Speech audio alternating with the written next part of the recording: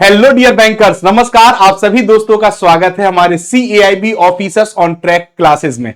और हम आपके साथ जुड़ चुके हैं आपकी मॉड्यूल बी के एक इंपॉर्टेंट कंसेप्ट के साथ, जिसे हम लोगों ने लास्ट क्लास में स्टार्ट किया था। और इस कंसेप्ट का नाम था conflict, definition of conflict and conflict at work place. आज हम लोग बात करेंगे कॉन्फ्लिक्ट रेजोल्यूशन, कैसे रेजोल्यूशन के ऊपर बात की जाती है और कैसे मैनेजमेंट, कॉन्फ्लिक्ट मैनेजमेंट की बात की जाती है। तो इसी पर आज का हमारा ये सेशन आधारित होगा। सभी दोस्त फटाफट जुड़ जाइए और इस क्लास को ध्यान से देखिएगा। सबसे पहले आप हमारे टेलीग्राम पे जुड़ सकते हैं, JAIB CAIB by Arvind sir, ये हमारा टेलीग्राम है दोस्तों। और यहां पर आपके जो भी डाउट होते हैं उनके आंसर हम आपको त्वरित प्रोवाइड करते हैं। साथ ही साथ सबसे पहले अगर हम बात करें तो आज कॉन्फ्लिक्ट रेजोल्यूशन पे बात करेंगे। तो conflict triggers strong emotions and can lead to hurt feelings, disappointment and discomfort. तो अगर हम बात करते हैं जब कॉन्फ्लिक्ट की, तो कॉन्फ्लिक्ट के आने से क्या होता है, स्ट्रॉन्ग इमोशंस ट्रिगर हो जाते हैं, जो कि क्या करता है, हर्ट करता है फीलिंग्स को, हमारी भावनाओं को हर्ट करता है। डिसअपॉइंटमेंट है ना, और डिस्कंफर्ट है ना, पैदा करता है कौन, conflict. So when handled in an unhealthy manner, अगर आप इस कॉन्फ्लिक्ट को अनहेल्दी मैनर में हैंडल करते हैं तो आपके सामने क्या दिक्कत आएगी, it can cause irreparable rifts, resentment and dispute. तो ये कहीं ना कहीं आपका आपस में मन मिटाव की बात लेके आएगा और डिस्प्यूट यानी झगड़े की तरफ लेके जाएगा। So but when conflict is resolve in healthy way, जब हम हेल्दी वे में कॉन्फ्लिक्ट को क्या करते हैं, रिजॉल्व करते हैं, सोच समझ के, है ना, अच्छी तरह से रिजॉल्व करते हैं। It increase the understanding of the other person, तो दूसरे व्यक्ति को हम अच्छी तरह से समझ पाते हैं, क्या कर पाते हैं, अच्छी तरह से समझ पाते हैं। साथ ही साथ बिल्ड ट्रस्ट, एक दूसरे के ऊपर विश्वास पैदा होता है और स्ट्रेंथेंस रिलेशनशिप, आपका जो संबंध है वो भी मजबूत होता है। Thus help in to increase productivity, और इससे जो वर्क एनवायरनमेंट है वहां पे प्रोडक्टिविटी भी क्या होती है, इंक्रीज हो जाती है। तो हमने क्या समझा, हमने ये समझा कि जब हम बात करते हैं कॉन्फ्लिक्ट की, किसकी बात करते हैं, कॉन्फ्लिक्ट की बात करते हैं, तो कॉन्फ्लिक्ट के आने से, ट्रिगर होने से जो हमारे इमोशंस हैं, है ना, जो इमोशंस हैं उनकी बात करें तो जो स्ट्रॉन्ग इमोशंस हैं वो ट्रिगर हो जाते हैं। इससे फीलिंग्स क्या होती हैं, फीलिंग्स भी हर्ट्स होती हैं, हर्ट यानी मतलब दुखी हो जाते हैं। डिसअपॉइंटमेंट भी होता है, डिसअपॉइंटमेंट भी होता है, ठीक है दोस्तों। साथ ही साथ डिस्कंफर्ट भी होता है, क्या होता है, डिस्कंफर्ट भी होता है, ठीक है। So when handled in a unhealthy manner, अगर आप कभी भी कॉन्फ्लिक्ट अगर होता है, हो सकता है हर जगह, हमने पिछली क्लास में पढ़ा, इट इज अ नेचुरल, है ना, जब भी दो व्यक्ति या कोई ग्रुप होगा तो वहां पे आपको कॉन्फ्लिक्ट देखने को मिलेगा, बशर्ते अगर आप उसको अनहेल्दी मैनर में अगर रिजॉल्व करना चाहते हैं। तो इससे क्या होता है, मन मिटाव और कहीं ना कहीं आपस भेदभाव, लड़ाई वगैरह बढ़ जाती है। बट अगर आप कॉन्फ्लिक्ट को रिजॉल्व करते हैं हेल्दी वे में, तो यहां से विश्वास बढ़ता है ना, हम एक दूसरे को समझ पाते हैं, हमारे रिलेशनशिप स्ट्रांग होते हैं, और इसका ओवरऑल जो रिजल्ट मिलता है वो क्या मिलता है, प्रोडक्टिविटी क्या हो जाती है, इंक्रीज हो जाती है, ठीक है दोस्तों। So key to manage conflict is not fear और try to avoid conflict but learn how to resolve in a healthy way. तो अभी हमने क्या पढ़ा कि अगर हम कॉन्फ्लिक्ट को क्या करते हैं, कॉन्फ्लिक्ट को अगर हम हेल्दी वे में, कैसे, हेल्दी वे में अगर हम इसको रिजॉल्व करते हैं तो हमें फायदा क्या होता है, हमारे रिलेशन स्ट्रांग हो जाते हैं, अंडरस्टैंडिंग बढ़ जाती है, ट्रस्ट बढ़ जाता है, और ओवरऑल हमारी क्या बढ़ जाती है, प्रोडक्टिविटी क्या बढ़ जाती है, प्रोडक्टिविटी बढ़ जाती है, ठीक। तो अब देखो, अगर कॉन्फ्लिक्ट आता है तो इससे भागना चाहिए, डरना चाहिए, फियर आना चाहिए, नहीं। हमें अवॉइड करना चाहिए, नहीं, अवॉइड भी नहीं करना चाहिए। तो हमें करना क्या चाहिए, हमें इसको हेल्दी वे में रिजॉल्व करने का तरीका ढूंढना चाहिए। हमें क्या ढूंढना चाहिए, हेल्दी वे में रिजॉल्व करने का तरीका ढूंढना चाहिए। It is the duty of the management to resolve the same. हमारे जो भी ऑर्गेनाइजेशन का जो मैनेजमेंट है, इसकी ड्यूटी क्या है कि इस हेल्दी वे में ही कॉन्फ्लिक्ट को रिजॉल्व किया जाना चाहिए। Resolution of conflict is not a easy job और an easy job, sorry, resolution of conflict का जो संशोधन है वो आपके लिए कोई आसान टास्क नहीं है। Resolving conflict in positive manner is a skill. अगर आप किसी भी कॉन्फ्लिक्ट को पॉजिटिव मैनर में रिजॉल्व करना चाहते हैं तो ये एक स्किल है ना, एक कला है, ठीक है दोस्तों। That can be developed and practised, और ये एकदम नहीं पैदा होती, ये समय के साथ धीरे धीरे डेवलप होगी, और आप जब सिचुएशंस में आए होंगे एज अ मैनेजर, तब आपने उसको रिजॉल्व करने के अलग अलग तरीके अप्लाई किए होंगे, उनसे आपने जो सीखा है वहां से आप कॉन्फ्लिक्ट को क्या कर पाते हैं, रिजॉल्व कर पाते हैं। ठीक है दोस्तों, now by resolving conflict constructively an organization can turn a potential destructive situation into opportunity for growth, creativity and enhanced performance। अब देखो इन्होंने कितना अच्छी अच्छी बात कही है कि अगर आप किसी भी कॉन्फ्लिक्ट को, किसको दोस्तों, किसी भी कॉन्फ्लिक्ट को अगर आप रिजॉल्व करते हैं, क्या करते हैं, रिजॉल्व करते हैं हेल्दी वे में, हेल्दी वे में, अगर आप कॉन्फ्लिक्ट को रिजॉल्व करते हैं हेल्दी वे में, ठीक है दोस्तों, तो आपका जो कॉन्फ्लिक्ट पहले आपको डिस्ट्रक्टिव था, जो नुकसान पहुंचा सकता था, डिस्ट्रक्टिव हो सकता था, वो कहीं ना कहीं अब आपके लिए क्या हो जाएगा, एक ऐसी सिचुएशन हो जाएगी जो आपको क्या मिलेगी, अपॉर्चुनिटी प्रोवाइड करेगी। ठीक है दोस्तों, जिससे कि आपको क्या मिलेगा, ग्रोथ। ठीक है, साथ ही साथ अगर आप देखोगे तो क्रिएटिविटी भी बढ़ेगी और परफॉर्मेंस भी क्या हो जाएगा दोस्तों, इंक्रीज हो जाएगा। ठीक, नाउ द क्वेश्चन क्या है, व्हाट स्टाइल और method should be followed to resolve the conflict. अगर आप कॉन्फ्लिक्ट को रिजॉल्व करना चाहते हैं तो वो कौन सा मेथड होना चाहिए, वो कौन सा स्टाइल होना चाहिए जिससे आप आसानी से कॉन्फ्लिक्ट को रिजॉल्व कर सकते हैं। तो यहां पे 3 पॉइंट दिए गए हैं जो कि आपको मदद करेंगे, लिसन, टॉक एंड रिजॉल्व। पहले अच्छी तरह से सुनिए, फिर अपनी बात को सही मैनर में रखिए, और यहां से रिजॉल्व करने का रास्ता खुल जाएगा कॉन्फ्लिक्ट को। ठीक है दोस्तों, सो यहां पे कॉन्फ्लिक्ट रेजोल्यूशन प्रोसेस में 5 step can be framed under. अब देखो इन्होंने मतलब हमारी किताब में तो दिए गए ये 3 ही मैनर। ठीक है, पहले आप सुनिए, बात करिए और रिजॉल्व करिए। ठीक, लेकिन अगर हम बात करें तो हमें 5 तरीके और भी हैं। सबसे पहले एक नॉर्मल केसेस में find out the source of conflict, आपके कॉन्फ्लिक्ट होने का सोर्स यानी कारण क्या था, ठीक, उसको फाइंड आउट करना। लुक बियॉन्ड, अब उस कारण के पीछे क्या क्या रीजन हो सकते थे। टेक सजेशंस फॉर सॉल्यूशन, आप सजेशंस ले सकते हैं सॉल्यूशन के लिए, और इनमें से जो भी सॉल्यूशंस में से कोई एक सॉल्यूशन ऐसा होगा जो आप आइडेंटिफाई कर पाएंगे जो कि एक्सेप्टेबल सॉल्यूशन होगा दोनों पक्ष के लिए, और फाइनल दोनों पक्ष में क्या हो जाएगा, एग्रीमेंट। ठीक है दोस्तों, नाउ अब कॉन्फ्लिक्ट मैनेजमेंट की अगर हम बात करें तो कॉन्फ्लिक्ट मैनेजमेंट क्या होता है, what is the management of conflict. ठीक है, so in most of conflict neither party is right और रॉन्ग। अगर हम बहुत सारे कॉन्फ्लिक्ट की बात करें तो कोई भी पार्टी ऐसी नहीं है जो सही होगी या 100% गलत होगी, है ना, दोनों ही पार्टी सही और गलत। हाँ, सही और गलत की बात अगर देखें तो दोनों पार्टी में से कोई भी पार्टी ऐसी नहीं होगी जो सही हो या गलत हो। ठीक है दोस्तों, हाँ तो दोस्तों यहां पे हमने क्या बात की, most of conflict neither party is right और रॉन्ग। ऐसा नहीं है कि कोई पार्टी सही है या गलत है, आप किसी को सही ठहरा दो गलत ठहरा दो। होता क्या है कि सही गलत की जगह पे डिफरेंट परसेप्शंस होती हैं। कोई भी 2 व्यक्ति हैं जिनके बीच में कॉन्फ्लिक्ट हुआ है तो इनकी परसेप्शन क्या हो सकती है, अलग अलग। इनकी परसेप्शन अलग है, इनकी परसेप्शन अलग है। तो जब दोनों का परसेप्शन अलग अलग है तो इनके ओपिनियन और दोनों एक दूसरे से एग्री नहीं होंगे, तो यहां से क्या पैदा होता है, डिसएग्रीमेंट। क्या पैदा हो जाता है, डिसएग्रीमेंट। और यही डिसएग्रीमेंट एक प्रकार से क्या है, कॉन्फ्लिक्ट है। सो कॉन्फ्लिक्ट इज नेचुरल, ये आम बात है। इसके लिए ऐसा नहीं है कि कॉन्फ्लिक्ट हो गया तो कोई बहुत बड़ा मतलब गलती हो गई, एरर हो गई। वो रिलेशनशिप या कहीं वर्क स्टेशन या 2 लोगों के बीच में ऐसा देखने को मिलता है। So conflict is natural and it's up to the organisation to respond to the conflict situation quickly and professionally. अब कॉन्फ्लिक्ट 2 पार्टी के बीच में या वर्क स्टेशन पे या वर्क प्लेस पे कॉन्फ्लिक्ट तो नेचुरल है, कॉन्फ्लिक्ट तो आपको देखने को मिलेगा क्योंकि वर्क प्लेस पे डिफरेंट टाइप के लोग आके एक साथ वर्क करते हैं। तो अब इस कॉन्फ्लिक्ट को रिजॉल्व करने के ऊपर पूरी जिम्मेदारी किसकी होती है, मैनेजमेंट की होती है। ठीक है, कि मैनेजमेंट कितने क्विकली एंड प्रोफेशनली इसको मैनेज करते हैं।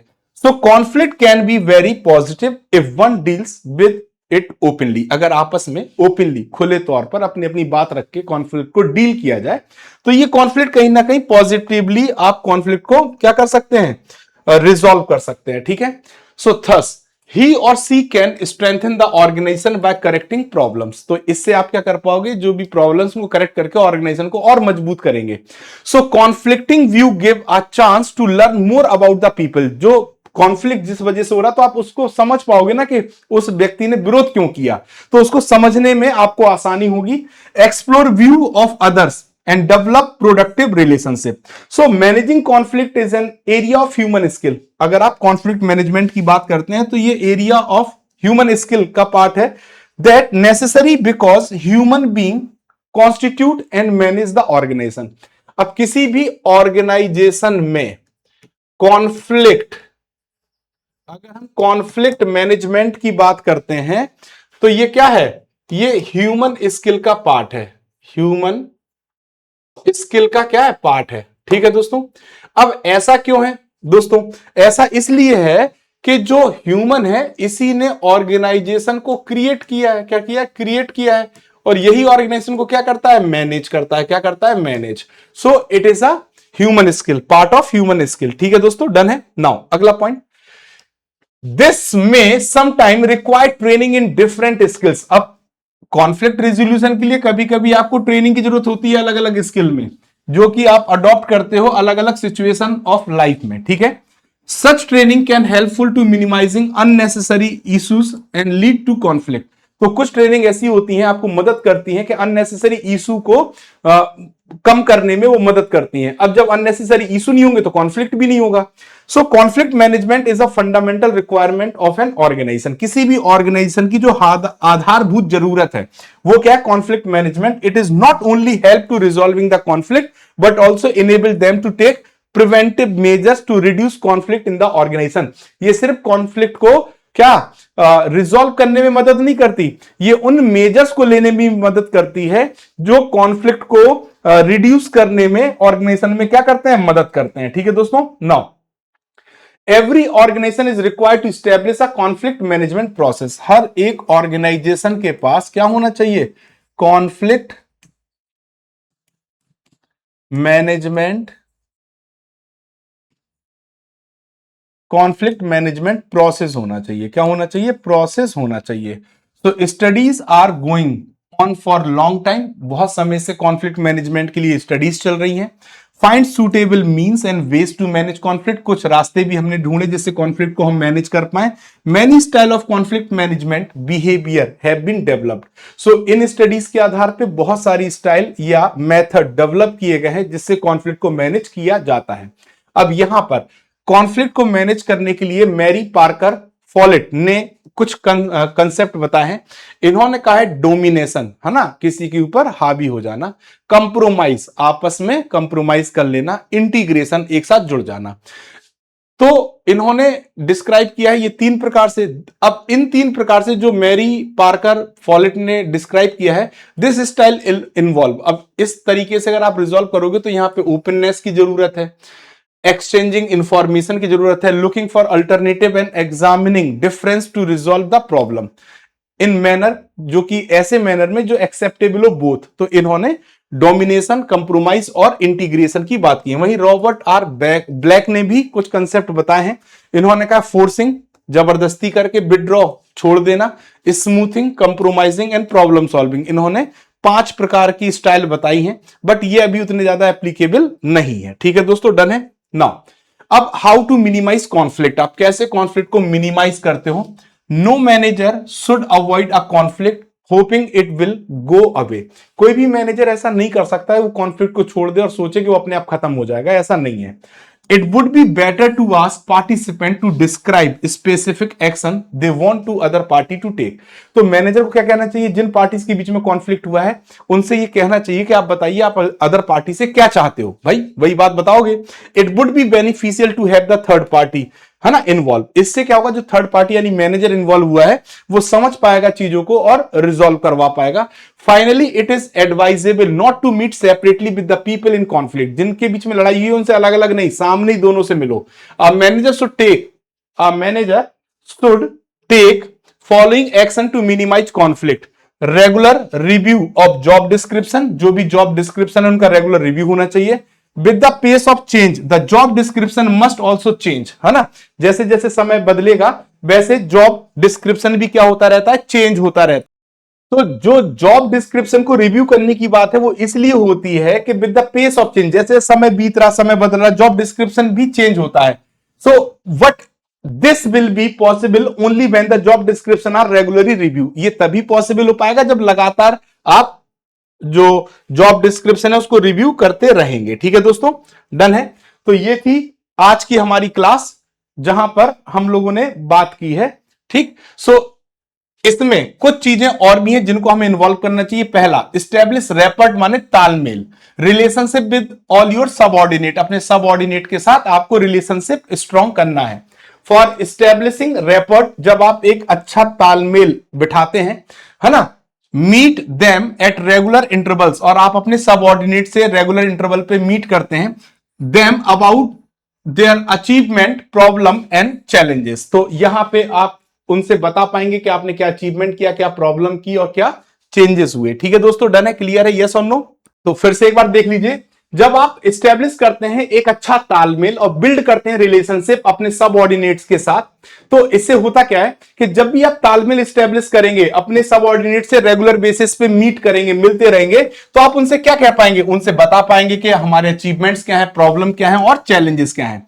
Regular report, a manager must get progress report about the subordinates regularly. तो जो सबऑर्डिनेट्स के रिगार्डिंग जो मैनेजर होता है वो एक रेगुलर प्रोग्रेस रिपोर्ट तैयार करता है, इंडिकेट करता है उसमें अचीवमेंट्स के रिगार्डिंग और करंट नीड और फ्यूचर सिनेरियो क्या है उसकी जिम्मेदारी। ठीक, training, every manager need to be provided training in interpersonal communication, conflict management और डेलीगेशन ऑफ अथॉरिटी। ठीक है दोस्तों, इसकी ट्रेनिंग भी होनी चाहिए।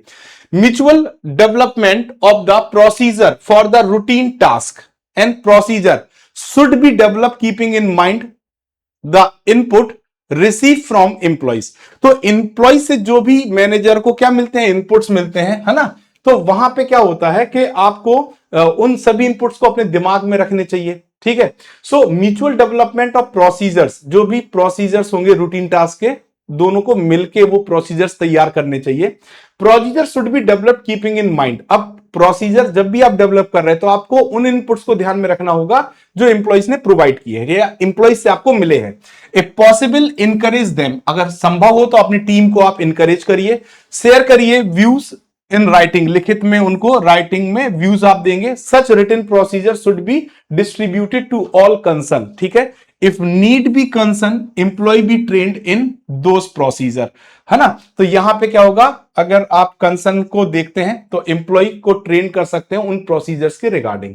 फिर आता होल्डिंग रेगुलर मीटिंग, तो मीटिंग तो होती ही है, और सजेशन बॉक्स भी होने चाहिए जिसमें आपको सजेशंस अपने एम्प्लॉय लिख सकता है। तो ये थी दोस्तों आज की क्लास कॉन्फ्लिक्ट रेजोल्यूशन के ऊपर। आई होप आप सभी को समझ में आई होगी। कॉन्फ्लिक्ट जो रेजोल्यूशन प्रोसेस है और कॉन्फ्लिक्ट मैनेजमेंट है, यहां से एक क्वेश्चन बनता है दोस्तों। और अगर आप ऐसे ही सिस्टमैटिक तरीके से कंप्लीट प्रिपरेशन को टारगेट करना चाहते हैं तो CEIB महापैक आपके लिए अवेलेबल है। यहां पर आपके ऑल 4 कंपलसरी पेपर के साथ, कंपलसरी पेपर के साथ आपके इलेक्टिव पेपर भी कवर हो जाते हैं। ठीक है दोस्तों, साथ ही साथ 6 मंथ की अगर हम बात करें महापैक, तो आपको लीस्ट प्राइस में 3499, 12 मंथ महापैक 4999 और 24 मंथ महापैक 6999 में अवेलेबल है। आप इसको सब्सक्राइब कर सकते हैं। अगर आप फाउंडेशन की तैयारी करना चाहते हैं तो फाउंडेशन 2.0 बैच अवेलेबल है जो जून 2026 के लिए आपके लिए अवेलेबल है। आप में से कोई अगर समर्थ 2.0 आरबी ग्रेड बी की तैयारी करना चाहता है तो आप इस बैच के साथ जुड़ सकते हैं और तैयारी कर सकते हैं।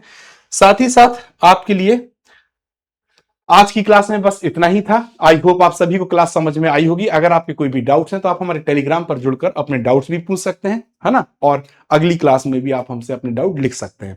आज की क्लास में बस इतना ही। Thank you very much.